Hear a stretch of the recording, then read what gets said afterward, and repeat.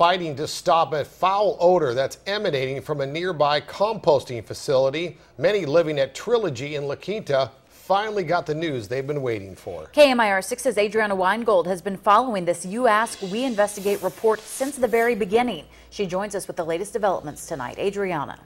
California biomass does have to move, but they will be allowed to stay in the Coachella Valley. But the smell from composting piles has become too much for some residents in the surrounding community. So wherever they decide to move, it will have to be farther away from homes. Deb Eric couldn't hold back the tears when we asked her about California biomass. When you're outside with your family and the pool smells and the kids are saying, "Grandma, why does it stink?" You get to the point where you get a little upset.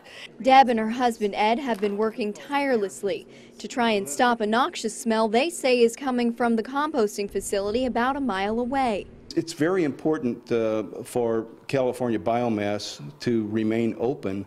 However, they can't be around residents because of the odor. Now, with the help of Supervisor John Benoit, the county has decided not to renew Cal Biomass's conditional use permit when it expires in December of 2014. California Biomass has a little over a year to find a new location.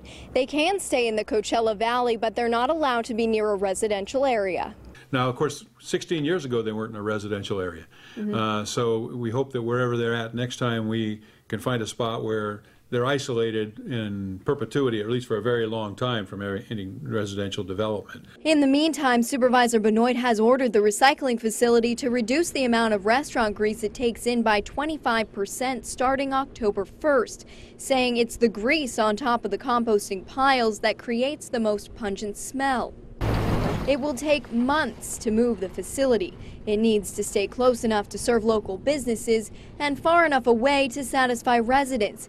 Still, it's a major step for Deb and Ed, who say they'll finally be able to enjoy the home of their dreams.